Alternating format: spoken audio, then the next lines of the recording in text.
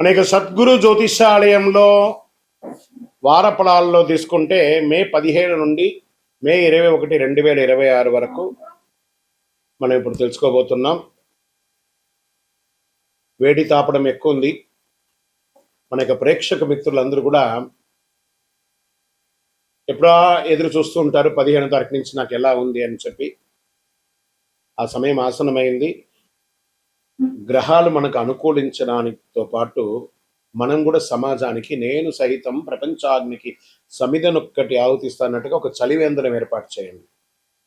చలివేంద్రం ఏర్పాటు చేయడం కుదరట్లేదు. కొన్ని చిన్న చిన్న వాటర్ బాటిల్ తీసుకోండి. 1/2 లీటర్ వాటర్ బాటిల్ లేదా 1 లీటర్ వాటర్ బాటిల్ తీసుకొని అలా మీరు బండి మీదనో కారులో పోతూ ఉండగా స్ట్రేంజర్స్ ఒక 10 మందికి 20 మందికి పెట్టండి. మీ వ్యక్తిగత జాతకం ఎలా ఉంటుందో వాళ్ళ జాతకానికి కూడా మీరు ఒక గురువుగా మారుతారు. మీ ఇష్టదైవాన్ని ప్రార్థన చేయండి. అందరికీ కూడా ఏదో ఒక వ్యాపార ఉద్యోగ వ్యవహారాలు అన్నీ తెలుసుకోవాలని కోరిక ఉంటుంది కదా, దాన్ని మనం విశ్లేషిద్దాం ఈ వారం అంతా కూడాను. జ్యోతిష్యం పడుతున్న వర్షానికి ఒక గొడుగు మాత్రమే కానీ జ్యోతిష్యం జీవితం కాదు. మీరు మిమ్మల్ని మీ ఇష్టదైవాన్ని ప్రార్థన చేసుకోండి. జ్యోతిశాస్త్రరీత్యా 12 రాశుల్లో ఆఖరి రాశి అయినటువంటి మీనరాశి మిత్రులారా, మే 15 నుండి మే 21, 2026 ఈ వారం మీకు శుభాశుభ ఫలితాలు ఎలా ఉందంటే ఇది ఒక రియలైజేషన్ వీక్ అని కూడా చెప్పచ్చు. మీరు గ్రహించే విషయం మీ దిశను పూర్తిగా మారుస్తుంది. గురువు లగ్నాధిపతిగా ఉండి మనశ్శాంతినిస్తున్నాడు. శని లగ్నంపై ప్రభావం ఏళ్ళనాడు శని నడుస్తుంది. జన్మ శనిగా ఉన్నాడు. కర్మ పరీక్షలు ఆలస్యం అవుతున్నాయి. కుజుడు ఆలోచనల వేగం, ఎమోషనల్ డిసిషన్స్ ఇస్తున్నాడు. బుధుడు కమ్యూనికేషన్ జాగ్రత్త కల్పిస్తున్నాడు. కాస్త నెమ్మది, లోపల ప్రశాంతత ఉంటే అద్భుతమైనటువంటి ఫలితాలను పొందుతారు. జాబ్లో కాస్త స్లో ఉంది కానీ స్టేబిలిటీ ఉంటుంది. బిజినెస్లో క్రియేటివ్ ఐడియాస్ వర్క్ అవుతుంది కానీ వెంటనే క్విక్ రిజల్ట్స్ని ఎదురు చూడకండి. నిదానంగా ఉండండి. ఈ వారం అంతా కూడా మిశ్రమంగా ఉంది. నిదానంగా ఉండండి. కొంచెం ఆర్థికంగా స్టేబుల్ ఉంటుంది. ఎక్స్పెండిచర్స్ కూడా అదే విధంగా ఉంటుంది. సేవింగ్స్ ఎక్స్పెక్ట్ చేయకండి ఈ వారం. ఇంకా కుటుంబ విషయానికి వచ్చేటప్పటికీ ఎమోషనల్ బాండింగ్ పెరుగుతుంది. ఒక శుభవార్త వచ్చే అవకాశాలు గట్టిగా ఉన్నాయి. రాజకీయ రంగం వారికి ఇన్ఫ్లుయెన్స్ స్లోగా పెరుగుతుంది. సైలెంట్ సపోర్ట్ పెరుగుతుంది. వ్యవసాయదారులకి నీటి సంబంధిత పనులన్నిటి కూడా మరమ్మతులన్నీ కూడా చేసుకుంటారు. కోర్టు కేసులు స్లో ప్రోగ్రెస్ అవుతున్నాయి కానీ పాజిటివ్గా వచ్చే అవకాశాలు ఉన్నాయి. Share market medium safe.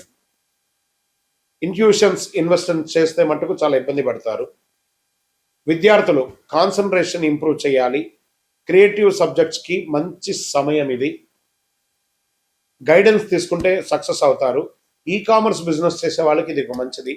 కళాకారులకి చాలా మంచి అవకాశం. వివాహం కాని వారికి ఇది ఒక మంచి అవకాశం వస్తుంది. ఇంకా ఆరోగ్యపరంగా మెంటల్ స్ట్రెస్ తగ్గుతుంది కానీ లేజినెస్ అనేది పెరుగుతుంది. రొటీన్ మెయింటైన్ చేయాలి. అదృష్టం ఈ వారం మీకు 60%గా ఉంది, 40% ఇబ్బందిగా ఉంది. పరిహారాలు తీసుకుంటే గురు భగవాన్ని ప్రార్థన చేయండి. పసుపు పువ్వులతో అర్చన చేయండి. గురు భగవానునికి ఒక 108 శనగలతో చేసినటువంటి మాలను తీసుకుపోయి స్వామివారికి వేసి నమస్కారం చేయండి. ఓం నమో నారాయణ అని చెప్పి మహావిష్ణు ఆలయాలు కూడా చేయండి. విష్ణు సహస్రనామ పారాయణం చేయండి ప్రతిరోజు అవకాశం ఉంటే, లేదా వినండి. చాలా బాగుంటారు. ఈ వారం పెద్ద చేంజెస్ కనబడకపోయినా స్ట్రాంగ్ బేస్ అనేది ఏర్పడుతుంది. నిశ్శబ్దంగా జరుగుతున్న మార్పే మీ జీవితాన్ని పెద్ద మార్పుగా మార్పిస్తుంది. ఓవరాల్ జాగ్రత్తగా ఉండండి. విజయోస్తు. ఇంకా అద్భుతమైనటువంటి ఫలితాలు పొందడానికి అతి శక్తివంతమైనటువంటి కరికాలి మాలను మన దేవాలయంలో 48 రోజులు చండీ సుదర్శన సుబ్రహ్మణ్య భుజంగ అనుష్ఠానంతో పూజ చేసినటువంటి ల్యాబ్ టెస్ట్ చేసినటువంటి కరంగాలి మాల ఉంటుంది. దీన్ని ధరించండి. అన్ని రకాలైనటువంటి ఫలితాలను పొందండి. ఇంకను మీ యొక్క వ్యక్తిగత జాతకం తెలుసుకోవడానికి మీ పరిసర ప్రాంతాల్లో ఉన్నటువంటి గురువుల్ని సంప్రదించండి. మీ యొక్క పుట్టుపూర్వోత్తరాలని ఇచ్చి వారి దగ్గర తెలుసుకోండి. లేదు గురుగారు మీ దగ్గరే మేము అపాయింట్మెంట్ పొందాలి అని అనుకుంటున్నామనంటే మీ పేరు, date of birth, time of birth, place of birth WhatsApp చేయాలి. డైరెక్ట్గా కాల్ చేస్తే రెస్పాండ్ అనేది ఉండదండి. మీరు వాట్సప్ చేసిన తర్వాత మా అడ్మిన్స్ మీకు రిప్లై ఇస్తారు. విజయోస్తు. రానున్న జూన్ 2వ తారీఖున గురు పెయర్చి అంటారు. అంటే గురు అతిసారం గురువు ఎప్పుడైతే స్థానం మారుతాడో వాళ్ళ జీవితాలే మారుతాయి అంటారు. అలాంటి అద్భుతమైనటువంటి ఒక మహా అద్భుతం 2026 జూన్ 2వ తారీఖున గురువు మిథున రాశి నుంచి కర్కాటక రాశికి రాబోతున్నారు. ఈ రోజుని పండుగలాగా జరుపుకోవాల్సినటువంటి ఒక సమయం. అందరూ ప్రజలంతా కూడా సుఖ సంతోషాలతో ఫలితాలు కలిగే ఒక అద్భుతమైనటువంటి నిజం అన్నమాట ఈ యొక్క అతిసారం. కారణం ఏమంటే ఈ సంవత్సరం గురువే కర్కాటక రాశిని శాసించేవారుగాను ఉచ్చ స్థితిని పొందుతున్నారు కర్కాటక రాశిలో. సరే, ఉచ్చ స్థితి పొందినటువంటి గురువు ఏం చేస్తాడు? సాధారణంగానే గురువు వచ్చాడంటే, గురుబలం వచ్చిందంటే మంచి జరుగుతుందని ఒక పేరుంది. ఇక ప్రత్యేకించి ఉచ్చ స్థితి పొందినటువంటి గురువు ఏం చేస్తాడు? అందులో గురు భగవానికి చాలా ఇష్టమైనటువంటి ఇల్లు కర్కాటక రాశి. అందుకే గురు చంద్ర యోగం, చంద్రుని యొక్క ఇల్లు. గురు చంద్ర యోగం ఏర్పడబోతుంది. ఈ సంవత్సరంలో ఎన్నో యోగాలు రావడానికి సిద్ధంగా ఉన్నాయి. Get ready. ప్రతి రాశిలోనూ గురు భగవానుడు ఆయన చక్రం తిప్పబోతున్నాడు. Get ready. రాశి ప్రకారం ఎవరు పాప ఫలితాల నుంచి బయటపడబోతున్నారు, ఎవరు యోగాన్ని పొందబోతున్నారంటే, వివాహం కాని వారికి వివాహం, పిల్లలు లేని వారికి పిల్లలు. గురు పేర్చండి మన ఇంట్లో జరిగే ఒక పెద్ద శుభకార్యం లాంటిది అనమాట. 12 రాసుల వారంతా ఈ గురు పేర్చలో ఎప్పుడు వస్తుందా అని ఎదురు చూస్తూ ఉన్నటువంటి సమయం. గురు పేర్చి అనేది గురు అతిసారం స్థానం మారే యొక్క అద్భుతమైనటువంటిది. 12 రాసుల వారంతా కూడా ఈ జ్యోతిష్ శాస్త్రంలో గురుబలం ఎప్పుడు వస్తుందయ్యా, మా అమ్మాయికి పెళ్లి చేయాలి, గురుబలం ఎప్పుడు వస్తుందండి, మా కుటుంబంలో సంతాన యోగం కావాలి, గురుబలం ఎప్పుడు వస్తుందండి, వ్యాపార ఉద్యోగం బాగుండాలి అని అడుగుతూ ఉంటారు ప్రతి ఒక్కళ్ళు కూడా. జ్యోతిష్ శాస్త్రంలో వచ్చేసింది ఆ సమయం. అదే ప్రశ్న అందరికి ఎప్పుడు వస్తుంది. గురు కటాక్షం ఉంటేనే పెళ్లి, సంతానం, ఇంట్లో జరిగే అన్ని శుభ కార్యక్రమాలు జరుగుతాయి. గురు భగవానుడు ఏం చేస్తారంటే ప్రతి సంవత్సరం ఒక రాశిలో ఒక సంవత్సరాన్ని గడుపుతాడు. 1 సంవత్సర కాలం గడుపుతాడు ఒక్కొక్క రాశిలోనూ. గురు భగవానుడు ఈ సంవత్సరం మిథున రాశి నుండి కర్కాటక రాశికి జూన్ 2వ తారీఖున వచ్చి 1 సంవత్సర కాలం అక్కడే ఉండి ఉచ్చ స్థితిని పొందుతాడు. ఎప్పుడు 3 దివ్య దృష్టిలు ఉంటాయి. ఎప్పుడు కూడా గురువుకి 3 దివ్య దృష్టిలు ఉంటాయి. గురు విషయానికి వస్తే ప్రత్యేకంగా చెప్పాలంటే మకర యాళి, కర్కాటక యాళి అని అంటారు. ఈ మకర యాళి అంటే వేదాలను దాచిపెట్టినటువంటి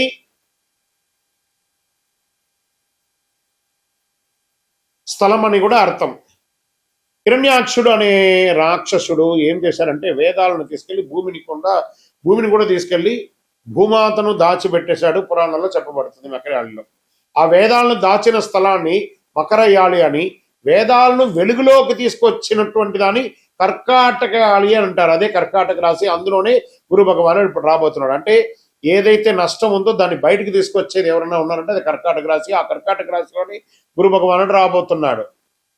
అలాంటి కర్కాటక రాశి గురువు ఉచ్చస్థితి పొందినప్పుడు ఏమవుతుందంటే, జ్యోతిషాస్త్రంలో ఉచ్చస్థితి పొందడం కూడా ఇదే మొదటిసారి కర్కాటకంలో. అది చంద్రుని ఇల్లు. దాన్ని గురుచంద్ర యోగం కూడా అంటారు. దీంట్లో 5వ దృష్టి వృశ్చిక రాశిని చూస్తున్నాడు. ఇక్కడ చెప్తున్నాడు మళ్ళీ, నా హృదయంలో ఎడమ వైపు ఉన్నటువంటి వృశ్చిక రాశి మిత్రులారా, దిస్ ఈస్ ఫార్ యూ. 5లో గురువు వచ్చాడంటే ఇంకా యోగమే. యోగం అంటే యోగమే. ఇదేంది గురుగారు మీరేమో వృశ్చిక రాశికి చాలా బాగుంది అంటారు, మరి మాకేం కనబడట్లేదు. ప్రయత్నం చేయండి. జూన్ 2 తర్వాత చూడండి, పట్టిందల్లా బంగారం. జాక్పాట్. ఈ ప్రపంచంలో ఎవరైనా వృశ్చిక రాశి వాళ్ళు ఉన్నారంటే వాళ్ళు నా దగ్గర జాతకం చెప్పించుకోవాలి. అంత యోగం జరగబోతుంది. 5లో గురువు మీ జీవితంలో ఒక్కసారి వస్తున్నాడు. ఇక్కడ ఆయనకు 3 చూపులు ఉన్నాయి. 5, 7, 9. 5వది యోగ దృష్టి, 7వది కళత్ర దృష్టి, 9వది భాగ్య దృష్టి అంటారు. ఇప్పుడు గురువు 5వ స్థానంలో వృశ్చిక రాశిని చూడగా అది కుజుని రాశి కాబట్టి కుజునిపై గురువు దృష్టి పడినప్పుడు దానికి గురుమంగళ యోగం. వృశ్చిక రాశికి ఏమొస్తుంది? గురుమంగళ యోగం అనే ఒక యోగం కూడా రాబోతుంది. ఓకే, ఈ సంవత్సరం ఆశ్వీజ మాసంలో కుజుడు కర్కాటకంలో నీచ స్థితిని పొందుతున్నాడు. కుజుడు నీచ స్థితిని పొందినప్పుడు ఉచ్చ స్థితిలో ఉన్న గురువు అక్కడే ఉంటాడు కాబట్టి ఇద్దరి కలయిక వల్ల నీచ భంగ రాజయోగం అవుతుంది. ఇది ఈ సంవత్సరంలోనే జరుగుతుంది. అదే గురువు మంగళయోగంగా ఏర్పడుతుంది. తర్వాత గురువు మకర రాశిని చూస్తున్నాడు. మకర రాశికి యోగం. ఆయన మకరాన్ని చూడడం అంతా శుభం పరిగణించకపోయినా మకర రాశికి రాహు భగవానుడు డిసెంబర్ 6వ తేదీన వస్తున్నాడు. అప్పుడు గురువు ఆ మకరంలో ఉన్న రాహును చూస్తాడు కాబట్టి ఏమవుతుందంటే గురు చండాల యోగం అంటున్నారు. ఖచ్చితంగా నోట్ చేసుకోండి, అందరు కూడాను పేపర్ పెన్ నోట్ చేసుకోండి. నా యొక్క వీడియో ఫుల్ ఎవిడెన్స్ విత్ ప్రూఫ్తో నేను మీకు ఇస్తున్నాను, గుర్తుపెట్టుకోండి. ఇది చాలా అద్భుతంగా ప్రిడిక్ట్ చేసి ఇవ్వబడింది. నోట్ చేసుకోండి. ఇప్పుడు ఈ రాశి యొక్క 12 రాసుల్లో కొంతమందికి గురు చంద్రయోగం, గురు మంగళ యోగం, గురు చండాల యోగం అంత అద్భుతంగా ఉండబోతుంది. తర్వాత ఇదే గురువు శనిని చూడడం ఇదే మొదటిసారి. శని భగవాన్ని చూస్తున్నాడు. శని తన పనిని తాను చేసుకోబోతున్నాడు. కష్టాలు పెట్టడం శని పని, మంచి చేయడమేమో గురు పని. మంచి చేసే గురువు కష్టాలు పెట్టే ఆ శనిని మొదటిసారిగా చూస్తున్నాడు. ఎవరికి ఏం చేయొద్దయా శని భగవానుడా, పోని పాపం అందరూ బాగుండాలయ్యా, ఈ ఒక్క సంవత్సరం వాళ్ళందరికీ కొంచెం కష్టాల నుంచి కొంచెం కడతీర్చు అని గురు భగవానుడు శని భగవానుడికి రికమెండ్ చేస్తున్నాడట. ఇందరికి ఈసారి మన ఇద్దరం కలిపి అందరికి మంచి చేసి వెళ్ళిపోద్దాం అని గురు భగవానుడు శని భగవానుడికి రికమెండ్ చేసి ఒక అద్భుతం, ఒక భావంలోకి వచ్చినట్టుంది కదా ఇది. గురు భగవానుడు శనిని చూడగానే ఏమవుతుందంటే శని తన విషపూరితమైనటువంటి దృష్టిని తగ్గించుకుంటారు. నాకు శని పట్టింది, ఏళ్ళనాడు శని పట్టింది, అర్ధాష్టమ శని పట్టింది, అష్టమ శని పట్టింది, కంఠ శని పట్టింది, జన్మ శని పట్టింది, పాద శని పట్టింది ఎప్పుడు భయపడుతూ ఉంటారు కదా. గురువు యొక్క చూపు శని మీద పడగానే ఆ వీక్షణ కాస్త తగ్గుతుంది. గురు భగవానుడు శనిని చూడడం ఏమవుతుందంటే తన విషపూరితమైన దృష్టి తగ్గించుకుంటాడో అవన్నీ అద్భుతాలు ఈ సంవత్సరంలో జరగబోతున్నాయి. అది అన్నిటికంటే ఇంకా గొప్ప విషయం ఏమిటంటే ఒకవైపు మకరంలో రాహు వస్తుంటే సింహంలో ఉన్న కేతు కర్కాటానికి వస్తున్నాడు. ఈ డిసెంబర్ 6వ తేదీన వస్తున్నాడు.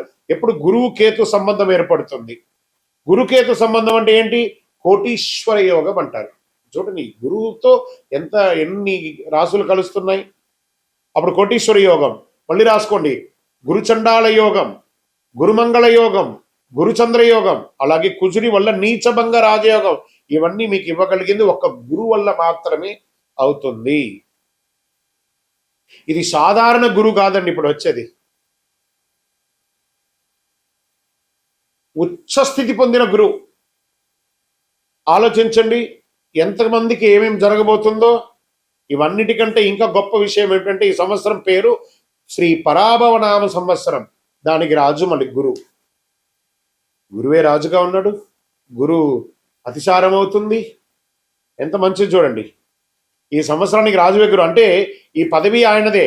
ఇప్పుడు గురువు సంవత్సరం ఇన్ఛార్జ్గా కూడా ఆయనే ఉన్నాడు. అలాగే రాసులన్నిటికీ ప్రధాన నాయకుడుగా కూడా రాజువే గురువే ఉన్నాడు. ఆయన అనుకున్నదంతా సాధిస్తాడు. ఏం సాధిస్తాడంటే అదే నేను మొదలే చెప్పాను కదా మీకు, ఎవరికైతే గురుబలం లేకపోతే వారికి గురుబలాన్ని ఇస్తాడు.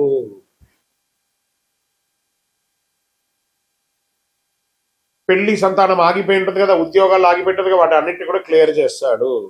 బంగారు వర్షం లాగా కురిపిస్తాడండి. ఇది ఎలా ఉంటుందంటే మేషరాశి వారికి ఏళ్ళనాటి శని ఉంది, కుంభరాశి వారికి కుంభరాశి వారికి ఏళ్ళనాటి శని, మీనరాశి వారికి ఏళ్ళనాటి శని, సింహరాశి వారికి అష్టమ శని, ధనుసు రాశి వారికి అర్ధాష్టమ శని. ఒక శుభవార్త రాసుకోండి. ఈ శని మీద బాధపడుతున్న వాళ్ళకి అందరికి శుభవార్త. ఎందుకలా చెప్తున్నా వారిపై ఉన్న శని ప్రభావం తగ్గిపోతుంది. కుంభరాశి వారు తమ పాద శని దశగా న్యాయంగా అనుభవించాల్సిందే కదా, అది ఎస్కేప్.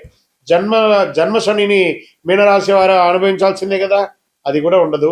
కానీ గురు దృష్టి పడితే అది క్లియర్ అయ్యి వారికి దాదాపు రానున్న 2.5 సంవత్సరాలు ఉపశమనం అని చెప్పచ్చు. ఇది ఎంత అద్భుతం. అర్ధాష్టమ శని ఉన్నటువంటి సింహానికి, అష్టమ శని ఉన్న సింహానికి, అర్ధాష్టమ శని ఉన్నటువంటి ధనుసుకి,